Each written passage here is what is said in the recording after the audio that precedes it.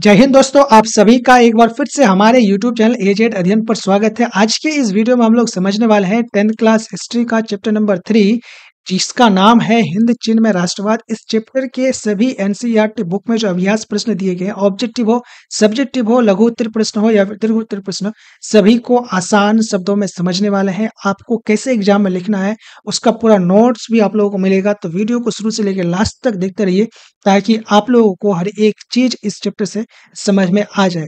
देखिए, objective question से हम इस लोग स्टार्ट करेंगे, लेकिन स्टार्ट करने से पहले आप लोगों को बता दें कि चैप्टर नंबर हिस्ट्री का चैप्टर 1 और 2 हम लोग पहले से ही पढ़ चुके हैं। तो अगर आप लोगों ने अब तक उन वीडियोस को नहीं देखा है तो आप लोग जाके लिंक मैं डिस्क्रिप्शन में दे दूंगा, वहां से देख सकते हैं। अभी बढ़ते हैं सबसे पहला ऑब्जेक्टिव क्वेश्चन की तरफ से। हिंद चीन क्षेत्र में कौन देश आते हैं? मतलब कि यहाँ पे ऑप्शन में आप लोगों को देखना है कि कौन से देश हैं जो हिंद चीन क्षेत्र में आते हैं। तो ऑप्शन नंबर आपका यहाँ पे 100 जो है सही आंसर होगा। कंबोडिया, वियतनाम और लाओस हिंद चीन के क्षेत्र में आते हैं। ये 3 देश है, आपको याद रखना है।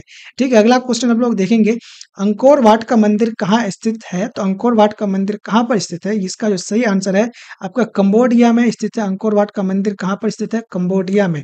अगला क्वेश्चन आप लोग देख सकते हैं, क्वेश्चन नंबर 3 ऑब्जेक्टिव क्वेश्चन का। देखिए दोस्तों, ये सभी क्वेश्चन क्योंकि एनसीईआरटी बुक के अभ्यास प्रश्न में दिया गया है, तो ये सारे के सारे क्वेश्चन एग्जाम में बार बार रिपीट होता है। मतलब कि अगर 2022 में पूछा गया तो 2023 में भी पूछा गया होगा, 24 में भी पूछा जा सकता है या फिर 25 में भी पूछा अब जा सकता है। देखिए, क्लियर नहीं है, आप लोग बोल सकते हैं कि ये सारे सवाल मुश्किल से ऐसा होगा कि जब ये सारे सवाल नहीं पूछे जाते होंगे। तो सारे के सारे सवाल इंपॉर्टेंट है, तो इसको आप स्किप नहीं कर सकते हैं। वीडियो को शुरू से लेकर लास्ट तक देखिए सही तरीके से। तीसरा नंबर क्वेश्चन देख सकते हैं, हिंद चीन पहुंचने वाले प्रथम व्यापारी कौन थे? मतलब कि हिंद चीन के क्षेत्र में पहुंचने वाला प्रथम व्यापारी कौन था? कहाँ के रहने वाले थे? ऑप्शन के हिसाब से देखिए, इंग्लैंड, फ्रांसीसी, पुर्तगाली या फिर डच। तो देखिए, पुर्तगाली जो हिंद चीन के क्षेत्र में सबसे पहले बिजनेस करने के लिए आए थे, वो व्यापारी थे। तो ऑप्शन 100 सही आंसर है। अब बढ़ते हैं अगला क्वेश्चन की तरफ। हिंद चीन में बसने वाले फ्रांसीसी को क्या कहा जाता है? यानी कि हिंद चीन के एरिया में, क्षेत्र में जो फ्रांसीसी बसे गए थे और उस पर शासन किया था हम हिंद चीन के एरिया में, तो उसको क्या कहा जाता है? तो इसको कहा जाता है आपका कोलोन। यानी कि फ्रांसीसी को क्या कहा जाता है? कोलोन कहा जाता था। अगला क्वेश्चन आप लोग देखेंगे यहाँ पे, नरोत्तम सिन्हानो कहाँ के शासक थे? नरोत्तम सिन्हानो कहाँ के शासक थे? क्वेश्चन नंबर 5 का जो सही आंसर है आपका कंबोडिया के शासक थे नरोत्तम सिन्हानो। अगला क्वेश्चन आप लोग देख सकते हैं, question number 6, the history of the loss of Vietnam. यानी कि the history of the loss of Vietnam किसने लिखा था? तो ये जो लिखा था आपका ऑप्शन बॉय यानी कि फान बोई चाओ ने लिखा था। अगला क्वेश्चन आप लोग देखेंगे यहाँ पे, क्वेश्चन नंबर 7, मार्च 1946 में फ्रांस और वियतनाम के बीच समझौता हुआ था, जिस समझौता के बाद फ्रांस वियतनाम छोड़ करके भाग गया था या फिर फ्रांस ने वियतनाम को आजाद कर दिया था। तो वो जो समझौता हुआ था वो कहाँ पर हुआ था? तो ये समझौता हुआ था आपका कहाँ पर? ये हुआ था हनोई समझौता, जिसको कहते हैं हनोई समझौता। अगला क्वेश्चन यहाँ पे देखेंगे हम लोग, क्वेश्चन नंबर 8, किस प्रसिद्ध दार्शनिक ने एक अदालत लगाकर अमेरिका को वियतनाम युद्ध के लिए दोषी करार दिया? तो आपको बेसिकली पूछा गया है इनमें से कौन सा ऐसा दार्शनिक है जिसने एक अदालत लगा करके अमेरिका को इसके लिए, मतलब कि वियतनाम में जो युद्ध हुआ था उसके लिए गुनाहगार बताया था। तो इसका जो सही आंसर है रसेल, यानी कि ऑप्शन ओ सही आंसर होगा। अगला क्वेश्चन आप लोग देखेंगे, क्वेश्चन नंबर 9, हिंदी चीनी क्षेत्र में अंतिम युद्ध समाप्ति के समय अमेरिकी राष्ट्रपति कौन थे? मतलब कि हिंद और चीन के क्षेत्र में जो अंतिम युद्ध जो हुआ था, उसको जो समय खत्म हो रहा था, उस समय अमेरिका के राष्ट्रपति कौन था?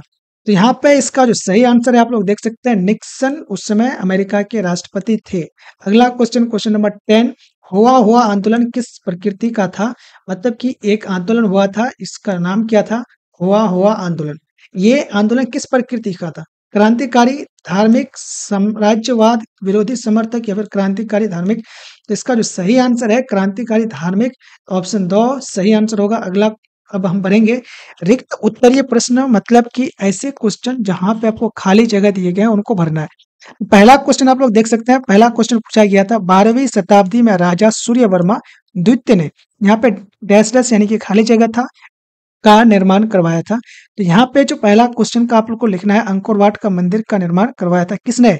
यहाँ पे राजा सूर्यवर्मा ने अंकोर वाट का मंदिर का निर्माण करवाया था।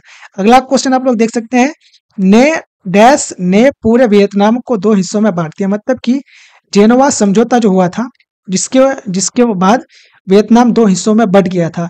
तो यहाँ पे आप लोग लिखेंगे खाली जगह में जेनोवा समझौता, क्वेश्चन नंबर 2 का। अगला क्वेश्चन हम लोग देखेंगे, हो ची मिन्ह का दूसरा नाम नगुएन ए कोक था। नगुएन ए कोक था। तो ये खाली जगह में क्या भरेंगे आप लोग? नगुएन ए कोक। हो ची मिन्ह का नाम एक और था जो उसका बचपन का नाम था। तो ये जो था पूछा गया है किसका दूसरा नाम कौन सा था? तो ये आपका दूसरा नाम नगुएन ए कोक था। अगला क्वेश्चन हम लोग देखेंगे, क्वेश्चन नंबर 4, डीएन बियन फू के युद्ध में फ्रांसीसी बुरी तरह से हार गए थे। मतलब कि डीएन बियन फू एक युद्ध हुआ था, जहां पे आपको खाली जगह दिया गया, तो यहाँ पे आपको लिखना फ्रांसीसी, इस युद्ध में फ्रांसीसी बुरी तरीके से हार गए थे। अगला क्वेश्चन आप लोग देख सकते हैं यहाँ पे, अनामी दल का संस्थापक फोन बाई बोई चाउ था। मतलब कि अनामी दल जो है इसका संस्थापक कौन था? फोन बोई चाउ। खाली जगह में आपको क्या लिखना है? फोन बोई चाउ। आई होप आप लोग समझ गए होंगे। तो अब बिना देरी करते हुए हम अगला क्वेश्चन की ओर बढ़ेंगे। यहाँ पे अगला क्वेश्चन आप लोग देख सकते हैं, अति लघु उत्तरीय प्रश्न, मतलब कि ऐसे क्वेश्चन जिनका उत्तर आपको 20 वर्ड्स में लिखना है और जिसके लिए आपको एग्जाम में 2 नंबर तक इजीली मिलने वाला है। तो पहला क्वेश्चन आप लोग देख सकते हैं, एक तरफा अनुबंध व्यवस्था क्या थी? दोस्तों इसका आंसर देखने से पहले आप लोगों को एक थोड़ा सा इन्फॉर्मेशन दे देते हैं। देखिए बहुत सारे स्टूडेंट क्या करते हैं, एक ही बार में पूरा वीडियो देख लेते हैं, पूरा का पूरा वीडियो एक साथ देख भी लेते हैं और नोट्स भी बना लेते हैं। तो अगर आप लोग भी ऐसा कर पाते हैं तो बहुत बढ़िया बात है, आपको भी पढ़ाई में बहुत अच्छा ध्यान है, मन है। लेकिन अगर आप नहीं भी कर पाते हैं तो उसमें कोई बुरा बात नहीं है, आप लोग बाद में आके बीच में थोड़ा सा गैप लेकर के 5 मिनट का ब्रेक लेकर के भी देखो, उसमें कोई फर्क नहीं है। लेकिन आप लोगों को ध्यान से बस सुनना है, वीडियो को देखना है ताकि आपको समझ में आए।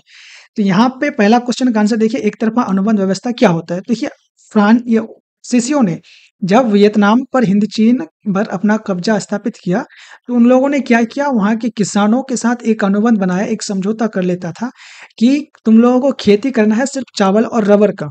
तो यहाँ पे उनको किसी दूसरे फसल का खेती करने के लिए नहीं दिया जाता था। तो इससे क्या होता था कि फ्रांसीसी सरकार सिर्फ अपने बारे में सोच रही थी, एक तरफा खुद के बारे में, तो इसीलिए इसको एक तरफा अनुबंध कहा जाता था।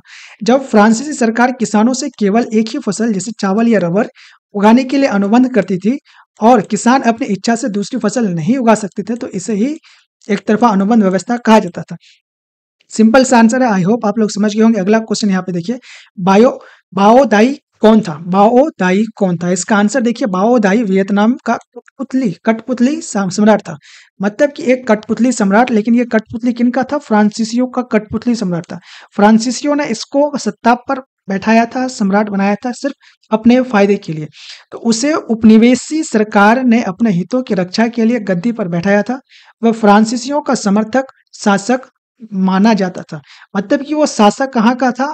वियतनाम का, लेकिन मानता किसका हुआ था? फ्रांसीसियों का। सिंपल सा। तो आई होप आप लोग समझ गए होंगे। अगला क्वेश्चन देखिए, हिंद चीन का अर्थ क्या है? हिंद चीन काफी सिंपल सा और शॉर्ट सा आंसर होगा इसका। देखिए हिंद चीन से आशय उस क्षेत्र से है जिस पर भारत और चीन दोनों की संस्कृति का प्रभाव पड़ा। इसे मुख्यतः वियतनाम, लाओस और कंबोडिया शामिल है। मतलब कि इन इलाकों में, इन देशों में हिंद हमारे देश का यानी कि भारत का भी आपको संस्कृति मिल जाएगा, चीन का भी संस्कृति मिल जाएगा, फैला था, इसीलिए इसको हिंद चीन का क्षेत्र कहा जाता है। अगला क्वेश्चन देखिए, क्वेश्चन नंबर 4, जेनेवा समझौता कब और किन के बीच हुआ था? देखिए जेनेवा समझौता 1954 ईस्वी में फ्रांस और वियतनाम के बीच हुआ था। इस समझौते के तहत वियतनाम 2 भागों में यानी कि उत्तर वियतनाम और दक्षिण वियतनाम में बांट दिया गया था।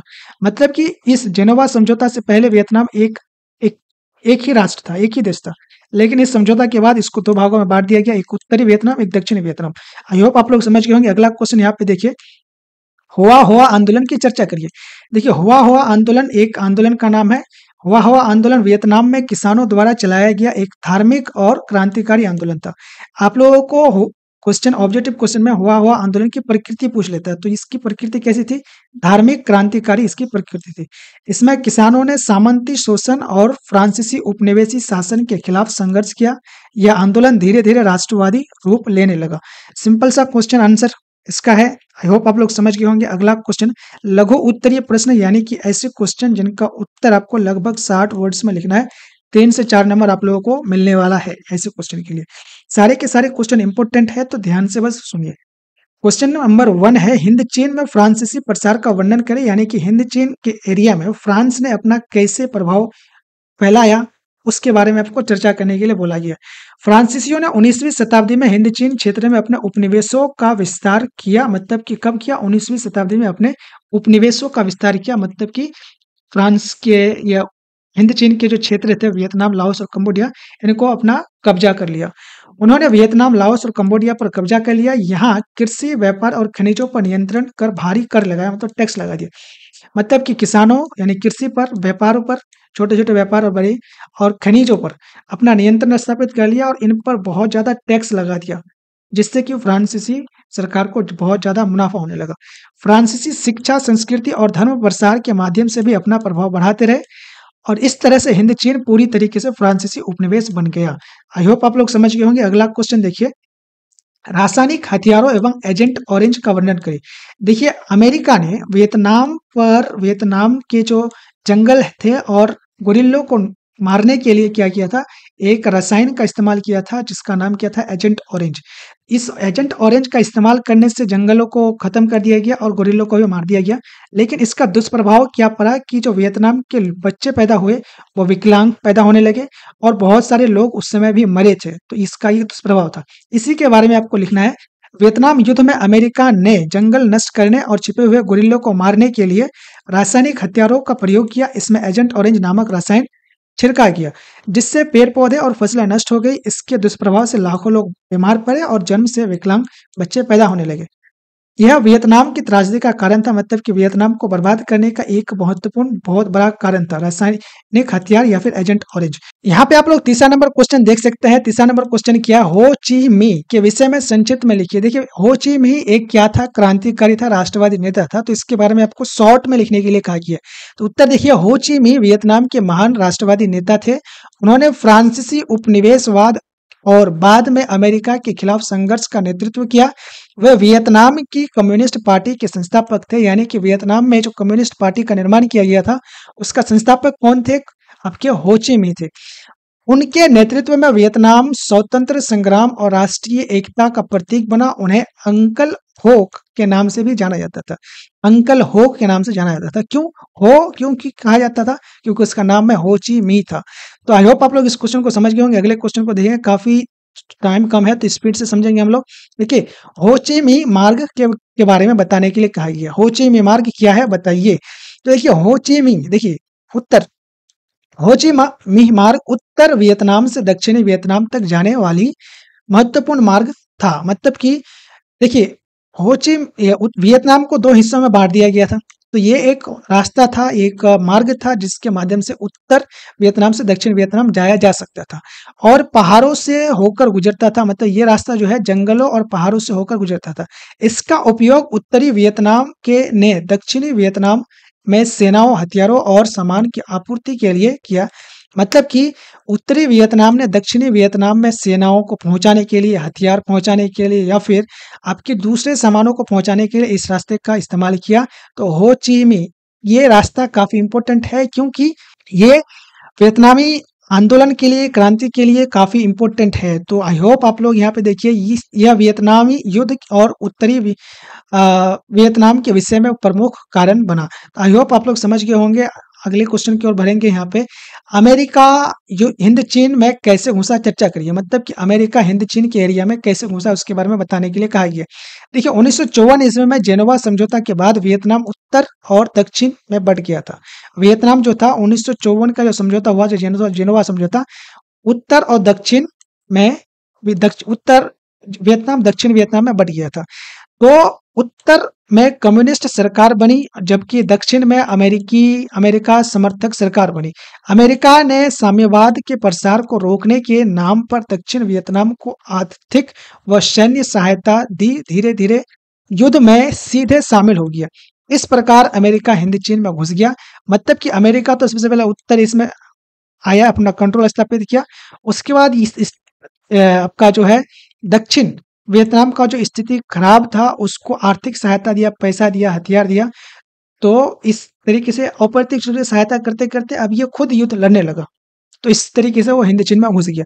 अगला अब क्वेश्चन आ गया दीर्घ उत्तरीय प्रश्न, यानी कि डिटेल में लिखना है आपको आंसर, लगभग 100 से 120 शब्दों में लिखना है, जिसके लिए आपको 5 नंबर मिलने वाला है बोर्ड एग्जाम में। इनमें से एक क्वेश्चन तो आप लोग लिख के लो, फिक्स आएगा ही आएगा, तो इसीलिए समझिए थोड़ा सा। पहला क्वेश्चन क्या, हिंद चीन उपनिवेश स्थापना का उद्देश्य क्या था? मतलब कि हिंद चीन में जो उपनिवेश की स्थापना की गई थी तो उसका उद्देश्य क्या था?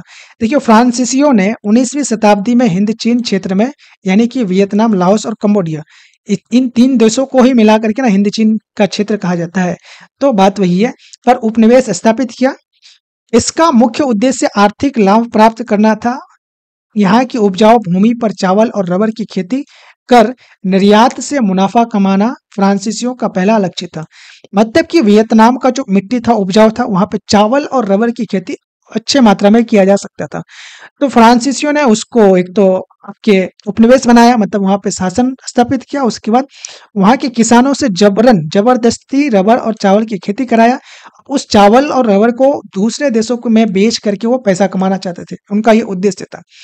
उसका दूसरा उद्देश्य क्या था, खनिज साधनों, वनों और व्यापार पर नियंत्रण स्थापित करना। मतलब कि वियतनाम में जितने भी खनिज थे, आपके व्यापार थे या फिर जंगल थे, उन पर नियंत्रण स्थापित करना। और इसके साथ ही फ्रांसीसी अपनी संस्कृति, भाषा और शिक्षा थोपकर स्थानीय जनता को अपने अधीन रखना चाहते थे। मतलब कि वियतनाम लोगों पर फ्रांस के शासक अपने संस्कृति, शासन, शिक्षा थोप करके, पढ़ा करके उनको अपने हिसाब से चलाना चाहते थे। उसके बाद वे ईसाई धर्म प्रचार द्वारा सामाजिक प्रभाव को फैलाना चाहते थे। मतलब कि ईसाई धर्म का प्रभाव या फिर फैलाना चाहते थे। राजनीतिक दृष्टि से भी फ्रांस एशिया में अपनी शक्ति बढ़ाना चाहता था। मतलब कि राजनीतिक दृष्टि से फ्रांस जो है एशिया में अपना शक्ति बढ़ाना चाहता था, ताकि वो एशिया में भी मजबूत हो पाए। और इस प्रकार आर्थिक, धार्मिक और सांस्कृतिक और राजनीतिक लाभ ही हिंद चीन में उपनिवेश स्थापना का प्रमुख उद्देश्य था। तो बेसिकली 3 उद्देश्य आपको याद रखना है। सबसे पहला, चावल और रबर की खेती करवा करके उसको दूसरे देशों में बेच करके पैसा कमाना। वियतनाम के खनिज संसाधन, जंगल और व्यापार को कंट्रोल में करना। और एशिया में अपना दबदबा स्थापित करना चाहता था फ्रांस। ये 3 ही आपको याद रखना है, उनका उद्देश्य था। अगला क्वेश्चन हम लोग देखेंगे, माई ली गांव की घटना क्या थी, इसका वर्णन करिए। देखिए, माई ली गांव एक गांव है जहां पर एक काफी दुखद घटना हुई थी, उसके बारे में आपको लिखने के लिए बोला गया। देखिए, वियतनाम युद्ध के समय 16 मार्च 1968 ईस्वी में अमेरिकी सैनिकों ने वियतनाम के माइली गांव पर भीषण हमला किया। इस गांव में ये अमेरिका के सैनिकों ने हमला कर दिया। इस हमले में सैकड़ों निहत्थे ग्रामीण, जिनके महिलाएं, बूढ़े और छोटे बच्चे शामिल थे, को वियतनाम से मार दिया गया। मतलब निर्ममता से मार दिया गया। घरों और खेतों को जला करके नष्ट कर दिया गया। यह घटना दुनिया के सामने अमेरिकी अत्याचार और अमानवीयता का प्रतीक बन गई। माइली नरसंहार ने अंतर्राष्ट्रीय स्तर पर अमेरिका की भारी आलोचना हुई। अमेरिका के भीतर भी युद्ध विरोधी आंदोलन तेज हो गया। मतलब कि अमेरिका के लोग भी अब अमेरिका के खिलाफ प्रदर्शन करने लगे थे। वियतनाम जनता प्रतिरोध की भावना और मजबूत हो गई। इस प्रकार माइली गांव की घटना ने वियतनाम युद्ध को निर्णायक मोड़ देने में काम किया और अमेरिकी हस्तक्षेप की सच्चाई को उजागर कर दिया। तो माइली गांव के बारे में आपको सिंपली ये याद रखना है कि अमेरिकी सैनिकों ने माइली गांव में हमला करके महिलाओं, छोटे बच्चों और बुजुर्गों को, बेकसूर बुजुर्गों को मारा। इसकी वजह से ये सभी चीज हुआ। अगला क्वेश्चन हम लोग देखेंगे यहाँ पे, राष्ट्रपति निक्सन की हिंद चीन में शांति से संबंधित 5 सूत्री योजना क्या थी, इसके बारे में बताना है। इसके और उसका प्रभाव क्या, उसके बारे में बताना है। देखिए, राष्ट्रपति निक्सन जो है, उसका हिंद चीन के क्षेत्र में शांति स्थापित करने के लिए 5 सूत्री योजना, मतलब कि एक योजना बनाया था जिसके 5 सूत्र थे, उसके बारे में बताना है। देखिए, अमेरिकी राष्ट्रपति रिचर्ड निक्सन ने वियतनाम युद्ध से निकलने और शांति स्थापित करने की 5 सूत्री योजना प्रस्तुत किया था। जिनमें से 5 सूत्री योजना क्या था, उसके 5 सूत्रों को समझिए। सबसे पहला, वियतनाम से अमेरिकी सेनाओं की क्रमिक वापसी। मतलब कि वियतनाम से अमेरिका की सेनाओं को फिर से अपने देश लेके जाना। उसके बाद दक्षिण वियतनाम की सेना को मजबूत करना। दक्षिण का वियतनाम का जो सेना था कमजोर था, तो उसको मजबूत किया गया। और युद्ध बंदियों को सुरक्षित वापसी, मतलब कि जो लोग युद्ध में बंदी बना दिए गए थे, उनको सुरक्षित वापसी किया जाए और उत्तर दक्षिण वियतनाम में बातचीत द्वारा समाधान, मतलब कि आप लोगों को पता है वियतनाम को 2 हिस्सों में बाँट दिया गया था, उत्तर और दक्षिण। तो ये 2 क्षेत्र आपस में ही लड़ने लगे थे, तो इनमें बातचीत करके समाधान करना चाहते थे और एशिया में शांति और सहयोग की नीति अपनाना, ये उनका 5 जो है सूत्रीय योजना था। इस योजना के प्रभाव ये हुआ कि अमेरिका का हस्तक्षेप धीरे-धीरे कम होने लगा। हालाँकि संघर्ष जारी रहा, परंतु अंतर्राष्ट्रीय दबाव और अमेरिका जनमत के कारण 1973 ईस्वी में पेरिस समझौता हुआ। अनंत अमेरिका को वियतनाम से हटना पड़ा। आई होप आप लोग इस क्वेश्चन को समझ गए होंगे। अगले क्वेश्चन की ओर देखेंगे हम लोग। फ्रांसीसी शोषण के साथ-साथ उसके द्वारा किए गए सकारात्मक कार्यों की समीक्षा करें। देखिए, फ्रांस ने वियतनाम हिंद चीन के क्षेत्र में शोषण तो किया बहुत, मतलब कि बिना आपके वहाँ के आपके किसानों को जबरन रबर और चावल की खेती करवाया, दूसरी चीज़ों की खेती करने से मना किया, वहाँ के खनिजों, वनों और जंगलों को अपने लिए प्रयोग किया। ये तो गलत काम किया उन लोगों ने, लेकिन कुछ अच्छे भी काम किया है, तो वो कौन से काम है उसके बारे में आपको बताना है। देखिए, फ्रांसीसियों ने हिंद चीन में अपने हित के लिए उपनिवेशी शासन स्थापित किया। उन्होंने यहाँ की भूमि पर चावल और रबर की खेती थोप करके किसानों का शोषण किया तथा भारी कर लगाया, मतलब टैक्स लगाया। जितना तक तो आपको पता ही है। खनिज, वनों और व्यापार पर कब्जा कर स्थानीय जनता को निर्धन बनाया, मतलब कि इन चीजों पर जब अपना कब्जा कर लिया तो वहाँ के जो लोकल लोग थे उनको निर्धन बना दिया, मतलब कि कमजोर बना दिया। शिक्षा और संस्कृति के नाम पर भी उन्होंने अपनी श्रेष्ठता थोपने की कोशिश की, मतलब कि वो दिखा रहे थे कि हम शिक्षा दे रहे हैं लोगों को, संस्कृति को फैला रहे हैं वियतनाम में, लेकिन वो उसके माध्यम से वियतनाम के जो बच्चे थे, लोग थे, उनका ब्रेन वॉश कर रहे थे। वो उनको बता रहे थे वियतनाम या के लोगों को कि फ्रांस बहुत अच्छा देश है या फिर फ्रांस के लोग बहुत अच्छे हैं, ऐसे। तो बात ये है। तो फिर फ्रांसीसी शासन के कुछ सकारात्मक भी कार्य थे, ये तो आपके दुष्कार्य थे, लेकिन कुछ सकारात्मक कार्य भी। देखिए, क्वेश्चन आपका है 120 वर्ड का आपको लिखना है।